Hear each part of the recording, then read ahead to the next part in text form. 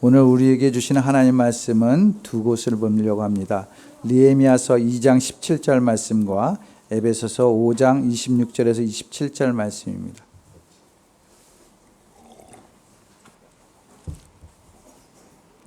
느헤미야서 2장 17절 말씀은 구약성경 811편 정도에 있습니다. 그리고 에베소서 5장 26절부터 27절 말씀은 신약성경 379면 정도에 있습니다. 우리 같이 한번 먼저 느헤미야서 2장 17절 말씀 함께 봉독합니다. 이렇게 돌아보고 난 다음에 나는 비로소 관리들에게 말하였다. 여러분이 아는 바와 같이 우리는 지금 어려움에 빠져 있습니다. 예루살렘은 폐허가 되고 성문들은 불탔습니다. 이제 예루살렘 성벽을 다시 쌓읍시다. 남에게 이러한 수모받는 일이 다시는 없어야 할 것입니다. 에베소서 5장 26절부터 27절 연이어 읽겠습니다. 그리스도께서 그렇게 하신 것은 교회를 물로 씻었고 말씀으로 깨끗하게 하여서 거룩하게 하시려는 것이며 티나 주름이나 또 그와 같은 것들이 없이 아름다운 모습으로 교회를 자기 앞에 내세우시려는 것이며 교회를 거룩하고 흠이 없게 하시는 것입니다. 이것은 주님의 말씀입니다. 감사합니다. 아멘. 오늘은 총회 주일이라고 해요. 여러분들 주보의 맨 앞에 날짜 보시면 아시겠지만 총회 주일이라고 되어 있죠. 네. 그래서 오늘 총회 주일로 지키는 날이라고 생각하시면 될 것 같습니다. 대한예수교 장로회 통합축이 벌써 이제 104주기를 맞이했어요. 104주기를 맞이해서 기념 예배를 드리는 날입니다. 올해 주제는 말씀으로 새로워지는 교회라는 주제를 갖고 있어요. 오늘 말씀 제목도 마찬가지지만 그랬었어요. 그래서 오늘 말씀도 작년에 혹시 여러분들이 경험했을지 모르지만 작년에도 총회 주일날 총회에서 보내준 설교 내용 가지고 제가 말씀을 전했어요. 그래서 제가 그런 말도 했어요. 혹시 다른 목사님이 똑같이 하는 내용을 듣거든 제가 보고 뺏긴 것이 아니라 총회에서 그렇게 내려온 것이니까 이해해달라고 그렇게 말씀을 드린 적이 있습니다. 오늘도 총회에서 보내진 그 설교 본문을 통해서 조금 함께 나누고자 합니다. 우리 한국교회는 선교 역사적으로 짧은 시기였지만 그러나 굉장한 부흥을 했어요. 세계 교회사 유례 없이 굉장한 부흥과 또한 발전을 이루었던 것을 보게 됩니다. 우리나라 수많은 신교 교단이 있지만 우리 교단 총회 홈페이지에 들어가면 우리 교단의 교세 통계가 나와 있는데 제가 잠깐 인용하고자 합니다. 교세 통계가 지금 2017년도, 올해는 2019년도지만 2017년도 기준으로 되어 있었는데 노회라는 것은 교회들이 지역마다 연합된 노회를 이야기합니다. 그 연합단체가 노회가 67개, 지금은 68개로 늘었는데 67개 노회로 되어 있어요. 교회 수가 9,096개 됩니다. 통합측만 그렇습니다. 통합측만. 그리고 목사 숫자는 19,832명. 아마 늘었을 거예요. 왜냐하면 또 목사고시를 계속 보시는 분들도 있기 때문에. 장로수는 31,268명 정도 됩니다. 재직수, 우리가 재직해야 하지 않습니까? 그때 재직수, 집사님, 권사님, 안수집사님, 물론 장로님도 다 포함되지만 그 재직수가 87만 1973명 정도 돼요. 그리고 세례교인 수 이게 2017년도 기준인데 세례교인 수는 171만 6,953명. 많죠? 지난주에 우리 안사야 성도님 받았기 때문에 더 늘었어요. 그렇습니다. 전체 교인수, 우리 장로교 통합측 전체 교인수는 271만 4,314명 정도 돼요. 거의 300만 이제 향하여 가고 있는데 다른 교단에 비하면 굉장히 큰 교단입니다. 그래서 우리 교단을 뭐라고 칭하냐면 장자교단이다 이렇게 평해요. 기독교가 들어와서 부흥하고 성장해서 다른 단체보다 기독교 단체보다 크게 잘 성장했기 때문에 장자교단, 역사적으로도 100년이 넘어가기 때문에 장자교단이라 합니다. 정부 통계청에 보면 종교인 교사를 따르면 한국 사회 제1종교를 뭘로 따지고 있냐면 기독교로 이야기합니다. 발표되었어요. 이거는 정부에서 낸 겁니다. 참으로 과분한 은혜죠. 우리 한국 기독교 사회에서 이렇게 부흥해서 발전해서 우리나라의 대표적인 제1종교 집단, 종교 공동체라면 기독교라고 이렇게 칭할 수 있어요. 그러나 여기서 그러나가 중요하겠죠. 세계사적으로 보면 기독교가 공인이 되어서 국교가 되고 외형적으로 가장 화려한 예배당을 건축하고 교황의 권위가 제왕, 보통 왕보다의 권위보다 높았던 중세시대, 그 중세시대를 지난 다음에 후세들이 그 중세시대를 평가할 때 뭐라고 평가했냐면 암흑기라고 역설적으로 평가했어요. 가장 기독교가 왕성했던 중세시대인데 오히려 후세시대는 암흑기라고 이야기하고 있다라는 것이죠. 오늘날 우리도 문제의식을 해야 되는 것이에요. 오늘날 우리가 주제하는 바와 같이 우리 한국교회도 2000년대 들어와서 마이너스 성장이라는 생소한 말이 들려져요. 성장인데 마이너스라는 얘기가 들려집니다. 이상하죠? 점점 이제 정체되고 있다는 거, 고착화되고 있다. 점점 숫자가 늘지 않고 줄어가는, 그래서 마이너스 성장이다 이렇게 표현하고 있어요. 문제는 그러한 외적인 성장의 멈춤보다 더 큰 문제가 생겼어요. 그것은 사회의 정의와 도덕성의 견주어 볼 때 비종교인들, 교회 안 다니는 사람들이 염려할 만큼 우리 교회가, 또한 교회 종교 지도자들이 더욱 하나님 앞에 바르게 서지 못한 그런 모습들에 대해서 비판하고 있다는 것이죠. 교회가, 또한 종교인들이, 종교 지도자들이 예언자적인 사명을 잃어가고 있다라고 이야기하고 있습니다. 그래서 아무리 사회를 향해서 우리 종교인들이 바른 소리를 할지라도 모든 사람들이 뭐라고 합니까? 우습게 여겨요. 서글픈 현실이 되었습니다. 너희나 잘해, 이런 이야기를 하고 있죠. 경제든 종교든 급속히 성장한 것은 급속히 퇴락한다라는 속설을 우리 기독교는 벗어나지 못하고 있는 현실입니다. 근자의 모 항공사의 주주 일가가 갑질 횡포로 인해서 그 회사의 주가가 곤두박질했죠. 결국 주주총회에서 재벌 오너가 이사로 선출되지 못하는 그러한 일들을 우리는 목도했습니다. 왜 그렇습니까? 신뢰를 잃어버리거나 이미지가 추락하면 과거에 아무리 공이 클지라도, 지금 현재 잘 나갈지라도 한순간에 몰락한다라는 것을 우리에게 보여주고 있어요. 사회에서 이름값을 하고 건재할 수 있는 가장 중요한 자본은 무엇입니까? 그것은 바로 신뢰입니다. 지금 우리 한국교회는 사회의 자본인 그 신뢰를 잃어가고 있다라고 누구나 다 말해주고 있죠. 그런 의미에서 오늘 본문에 등장하는 느헤미야는 오늘을 살아가는 우리 교회와 성도들을 향해서 중요한 의미를 준다고 생각이 듭니다. 지난번에도 한번 여러분들 기억나시는지 모르겠지만 느헤미야 본문을 가지고 제가 말씀을 전한 적이 있습니다. 이번 총회 주일을 맞이해서도 오늘 본문 느헤미야를 선정해서 이렇게 전달이 되었습니다. 국가나 교회 공동체가 어려운 상황을 극복하기 위해서 가장 많이 인용되는 말씀 중에 하나가 느헤미야서입니다. 왜냐하면 어려운 시기에 믿음으로 신앙으로 사회를 변혁시키고 새로운 목표를 가지고 미래를 지향하기 위해서 나아갔던 것이 느헤미야 시대에 있었기 때문에 그렇습니다. 오늘 본문도 그러한 의미를 우리가 생각하면서 우리가 앞으로 이 나라 민족, 우리 교회, 기독교의 공동체, 더 작게는 우리 팔당의 공동체가 앞으로 미래를 향해서 어떻게 나갈 것인가 한번 깊이 한번 생각해 보시면서 느헤미야가 이끌었던 그 모습들을 우리가 조금 생각해 볼 수 있기를 바랍니다. 유대 포로귀환의 3차 지도자였던 느헤미야입니다.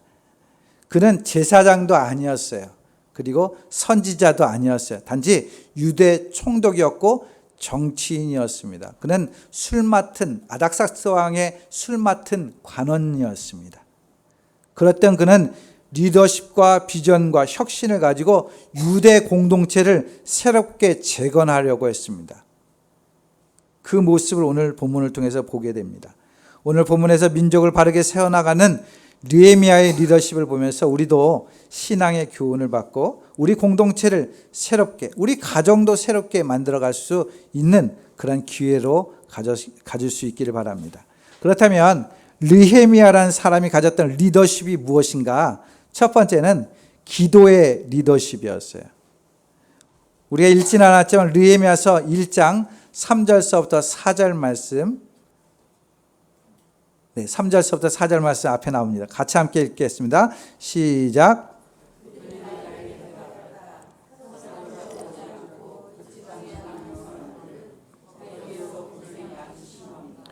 없인 여김을 받습니다. 예루살렘 성벽은 허물어지고 성문들은 다 불에 탔습니다. 이 말을 듣고 나는 주저앉아서 울었다. 나는 슬픔에 잠긴 채로 며칠 동안 금식하면서 하늘의 하나님께 기도하여. 아멘. 지난 시간 이 본문을 가지고 제가 기도하는 내용 가지고 함께 나눴던 것 같아요. 일반 사회적인 리더와 영적인 리더의 차이점은 바로 이 기도에 있다는 것입니다. 느헤미야서 1장부터 13장까지 모두 살펴보면 다 기도하는 내용이에요. 기도로 준비하고, 기도로 계획하고, 기도로 추진하고, 기도로 마무리하고 있습니다. 그래서 시작부터 끝까지 기도하는 사람이었다, 이렇게 말씀드릴 수 있어요. 그의 리더십은 기도에 있었다라는 것이죠. 기도의 차이가 믿음의 차이입니다. 기도의 깊이가 믿음의 깊이입니다. 사랑하는 성도 여러분, 여러분들 삶 속에서 일상적으로 기도하겠지만 주님 앞에 날마다 기도로 시작해서 기도로 끝나는 그러한 삶이 될 수 있기 바랍니다. 거기서부터 변화가 시작되는 거예요. 느헤미야는 예루살렘의 형편을 듣고 애통하며 금식했습니다. 그는 원래 예루살렘으로부터 그가 있었던 수상궁 1500km나 떨어져 있어요. 1500km나. 뿐만 아니라 느헤미야는 3세대예요. 이민 3세대나 마찬가지예요. 그래서 나라에 대한 생각을 한 적이 없어요. 나라를 본 적이 없어요. 오히려 조부 되시는, 할아버지 되시는 분이 오히려 나라를 보았고 끌려온 것이죠. 그럼에도 불구하고 이 느헤미야는 나라를 본 적이 없지만 이 나라를 염려와 걱정을 하면서 애통하며 기도했다라는 것이에요. 그래서 느헤미야서 1장 6절에 보면 저와 저의 집안까지도 죄를 지었습니다 라고 얘기했어요. 역사의 현실, 나라의 어려움을 볼 때 이 느헤미야가 그 역사가 어렵게 된 것은 왜 그러냐? 저와 저의 집안이 죄를 지어서 그렇습니다. 이렇게 표현하고 있는 거예요. 사랑하는 성도 여러분, 언론과 방송을 통해서 한국교회의 민낯을 보게 됩니다. 우리 한국 사회의 어려움을 보고 있습니다. 그 어려운 것을 볼 때마다 애통하고 눈물을 흘리고 계십니까? 어떠세요? 기도할 때마다 진짜 염려하고 걱정되어서 마음이 뜨끈하고 죄책 가운데 괴로워하고 있습니까? 지금 나라가 이렇게 된 것은, 우리 한국교회가 이렇게 된 것은 나 때문입니다. 나의 집안 때문입니다. 라고 생각하고 있는지요. 느헤미야는 고국으로부터 멀리 떨어져 있어요. 나라도 보지 않았어요. 그러나 나라의 현실을 듣고서 마음을 애통하며 기도하는 것이에요. 진짜 안타까운 마음으로 기도하고 있는 것처럼 우리도 진실로 나라를 생각한다면, 또 우리 한국교회를 생각한다면, 우리 교회 공동체를 생각한다면 애통한 마음으로 기도할 수 있는 그런 믿음의 사람들이 될 수 있길 바랍니다. 또한 느헤미야는 솔선수범하는 리더십을 갖고 있었어요. 느헤미야서 2장 17절 말씀 오늘 읽었지만 함께 다시 한번 읽도록 하겠습니다. 느헤미야 2장 17절 말씀 시작. 돌아보고 난 다음에 나는 비로소 관리들에게 말하였다. 여러분이 아는 바와 같이 우리는 지금 어려움에 빠져 있습니다. 예루살렘은 폐허가 되고 성문은 불탔습니다. 이제 예루살렘 성벽을 다시 쌓읍시다. 남에게 이런 수모를 받는 일이 다시는 없어야 할 것입니다. 아멘. 또 한 곳 읽겠습니다. 느헤미야서 4장 23절 말씀, 4장 23절 말씀 같이 함께 읽겠습니다. 시작. 내가 데리고 있는 젊은이들도 나를 따르는 경비병들도 우리 가운데 어느 누구도 옷을 벗지 않았으며 물을 길러 갈 때에도 무기를 들고 다녔다. 아멘. 주전 444년 제3차 포로 귀환을 했어요. 그때 지도자가 총독으로 온 게 느헤미야였습니다. 그리고 그는 조용히 민정 시차를 보냈어요. 전체 상황을 파악했습니다. 탁상 공론으로 정책을 한 것이 아니라 현장을 꼼꼼히 살펴봤어요. 그래서 무너진 성벽이 4km나 됐어요. 4km, 4,000m. 성벽, 그래서 그것을 보고 나서 성벽을 42개 구역으로 나누었어요. 그리고 10개 문을 세울 것을 생각하고 4개의 망대를 지으려고 했습니다. 이렇게 치밀한 계획을 세웠어요. 그냥 머릿속으로 생각한 것이 아니라 일일이 다 살펴보았어요. 그리고 지도자들에게 이렇게 동기부여를 합니다. 우리가 다시는 남에게 수모를 받는 일이 없어야 하겠습니다. 우리가 성벽을 건축하는 일은 다른 나라가 침입하지 못하도록 이렇게 수모당하지 않기 위해서 다시 건축하는 것입니다라고 동기부여를 하고 있는 것입니다. 그리고 나서 동시다발적으로 성벽을 쌓기 시작했어요. 그러니까 성벽 여기서부터 시작하니까 같이 싸웁시다 이렇게 한 게 아니라 각각의 구간을 맞도록 했어요. 캐치플레이즈가 뭐냐면 내 집 앞은 내가. 그래서 자기 앞에 성벽이 있는 사람들은 자기 앞 구간을 재건하도록 했다라는 것이에요. 서로 분업하고 협업을 통해서 서로가 같은 동질의 마음을 가지고 이 어려움을, 이 고난을 극복하기 위해서 함께 했다라는 것입니다.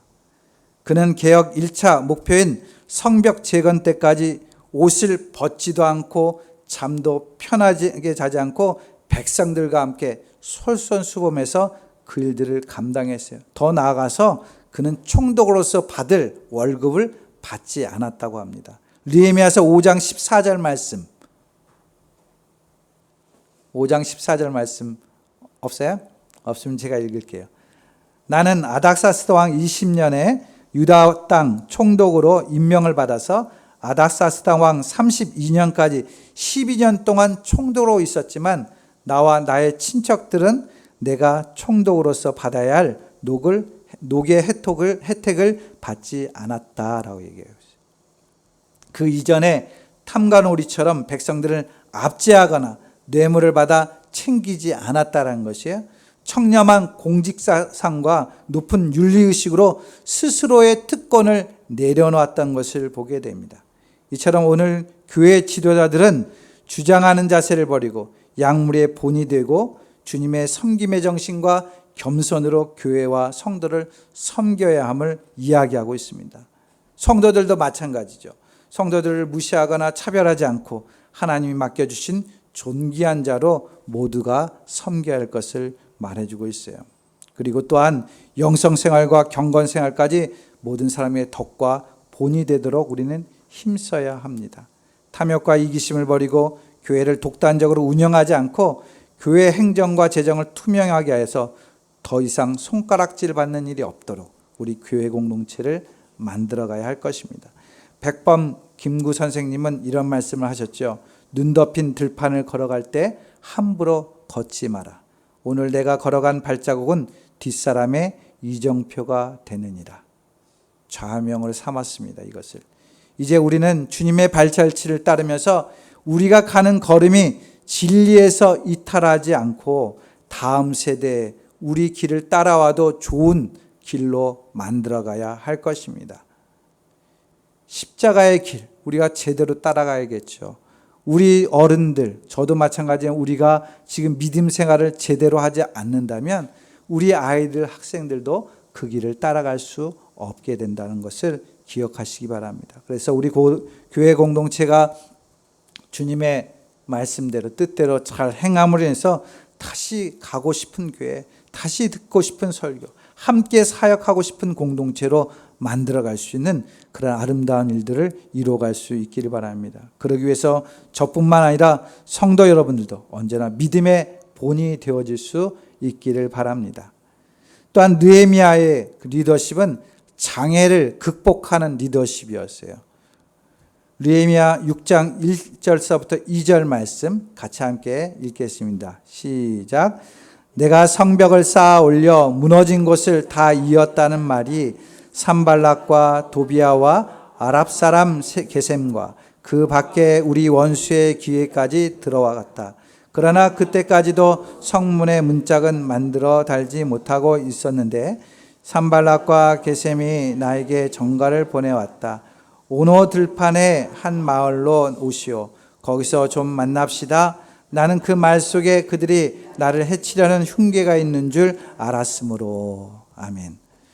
무슨 일이든지 목표를 정하면 쉬운 일은 하나도 없어요. 높은 담과 또한 회방꾼들이 생겨나기 마련입니다. 마치 예수님 당시에 예수님을 처형할 때 헤롯과 빌라도가 하나가 되었어요. 원래는 둘이가 앙숙, 원수지간이었는데 예수님을 죽이는 일에서는 함께 했다는 것이죠.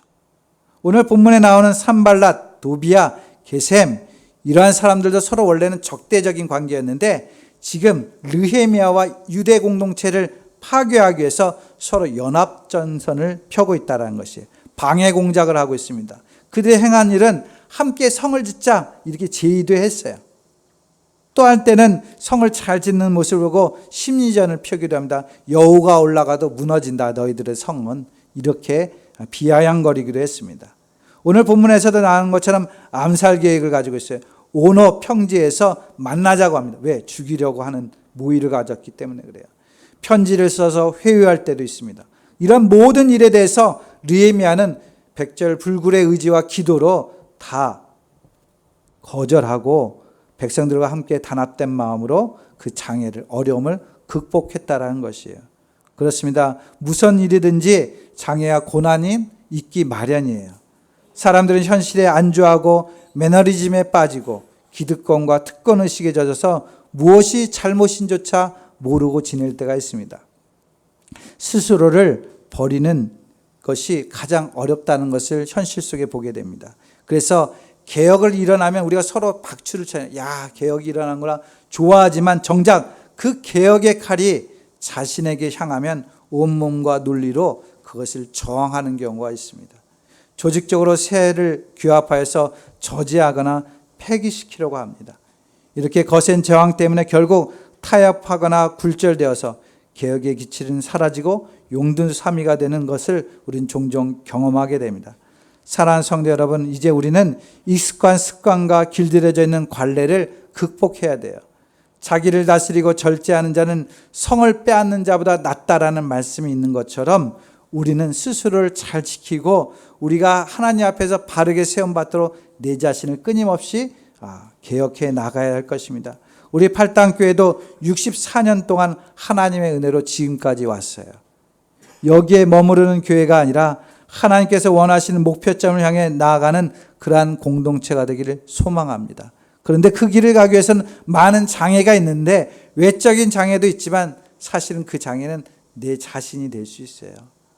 함께 열심을 내고 기도해야 되는데 뭐 그런 거 이렇게 우리는 생각할 수 있어요. 지금까지도 잘 지내왔는데 이렇게 우리 마음이 느슨해질 수도 있습니다. 사랑하는 성도 여러분, 우리 교회가 이 세상 가운데서 빛과 소금의 역할을 감당하기 위해서는 우리 스스로가 장애를 넘어서서, 내 자신을 넘어서서 하나님의 공동체로 바르게 세워나갈 수 있어야 할 것입니다. 또한 느헤미야의 리더십은 혁신하는 리더십입니다. 느헤미야서 6장 15절에서 16절 말씀 우리 함께 보도록 하겠습니다. 15절에서 16절 말씀 읽겠습니다. 시작. 성벽 공사는 52일 만인 엘루월 25일에 끝났다. 우리의 모든 원수와 주변의 여러 민족이 이 소식을 듣고 완공된 성벽도 보았다. 그제서야 우리의 원수는 이 공사가 우리 하나님의 도움으로 이루어진 것임을 깨달았다. 그래서 그들은 기가 꺾였다. 이렇게 하고서 8장 9절 말씀에 보면 이렇게 되어 있습니다. 같이 함께 읽겠습니다. 시작. 백성은 율법의 말씀을 들으면서 모두 울었다. 그래서 총독 느헤미야와 학자 에스라 제사장과 백성을 가르치는 레위 사람들이 이날은 주 하나님의 거룩한 날이니 슬퍼하지도 말고 울지도 말라고 모든 백성을 타일렀다. 아멘. 전체적으로 보면 느헤미야가 혁신을 일으켰는데 첫 번째 한 일은 뭡니까? 성벽을 재건했어요. 외적인 일들을 해나갔다는 것이죠. 그 재건을 며칠 만에 끝냈다고요? 52일 만에 끝냈어요. 그만큼 집중했다는 것이죠. 그만큼 힘을 모았다는 거죠. 140년 동안 방치되어 있던 그 성벽을 52일 만에 중수했어요. 또 한 가지 그가 했던 일은 뭡니까? 이스라엘의 동질성을 회복하기 위해서 관행과 제도를 혁신했어요. 느헤미야서 5장 10절 말씀 보면은 이자를 받지 말아라 이렇게 했어요. 이자를 받지 말아라. 빈부의 격차를 해소하기 위해서 힘쓴 사회적으로 제도를 개선했어요.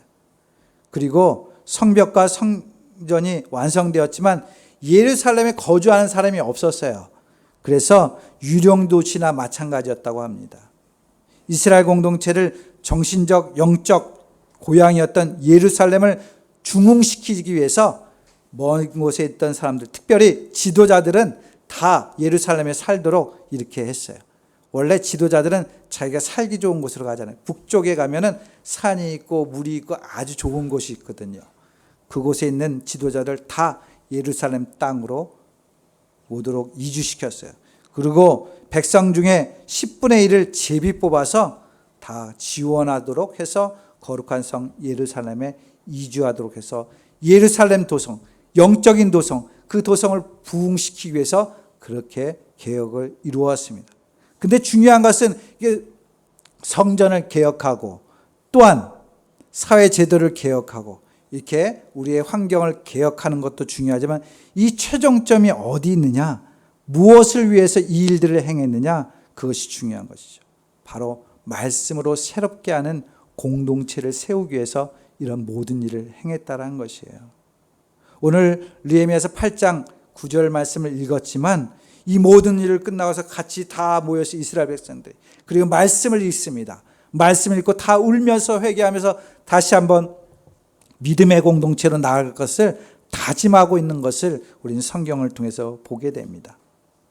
사랑하는 성도 여러분, 우리도 이러한 모습이 되어질 수 있기 바랍니다. 우리 교회 공동체는 말씀으로 세워져서 하나님께서 세워주시고 원하시는 뜻 가운데서 이루어지는 귀한 공동체가 되기를 소망하면서 나아가는 그러한 삶이 되어질 수 있기 바랍니다. 그러나 이러한 변화를 위해서는 사실 두려운 마음이 있어요. 염려도 있어요.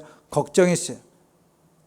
예수님께서도 말씀하십니다. 자기 목숨을 얻는 자는 잃을 것이요 나를 위하여 자기 목숨을 잃는 자는 얻으리라. 최선을 다하지 않고서는 되어질 수 없다라는 것이죠. 충무공 이수신 장군도 난중일기에서 이런 이야기를 했죠. 필사즉생, 필생즉사. 반드시 죽고자 하면 살고 살고자 하면 죽는다. 우리 공동체가 진실로 하나님의 공동체로 세워지기 위해서 모두가 같이 함께 마음을 하지 않는다면 우리 공동체는 점점 쇠퇴하는 공동체가 될 것입니다. 사랑하는 성도 여러분, 그래서 우리가 꿈을 갖기를 원합니다. 우리도 비전을 갖기를 원합니다. 우리 공동체가 새롭게 우리의 환경을 재건하는 것처럼 그렇게 되어지기를 원합니다. 더 나아가서는 섬김으로 우리 이웃을 섬기면서 하나님 앞에 영광 돌리는 귀한 교회가 되기를 원합니다. 또한 신앙으로 본이 되어서 많은 사람들에게 또한 우리 학생들에게 믿음의 계대를 이어갈 수 있는 그러한 모습이 되어지기를 원합니다. 더 나아가서 말씀으로 훈련되어서 우리 교회 공동체가 말씀의 역사를 이루는 그러한 공동체가 되어질 수 있길 바랍니다. 끝으로 오늘 에베소서 5장 26절부터 27절 말씀 읽었는데 다시 한번 같이 읽으면서 말씀을 마무리하고자 합니다. 함께 읽겠습니다. 26절부터 27절까지 함께 읽습니다. 그리스도께서 그렇게 하신 것은 교회를 물로 씻고 말씀으로 깨끗하게 하여서 거룩하게 하시려는 것이며 티나 주름이나 또 그와 같은 것들이 없이 아름다운 모습으로 교회를 자기 앞에 내세우시려는 것이며 교회를 거룩하고 흠이 없게 하시려는 것입니다. 아멘.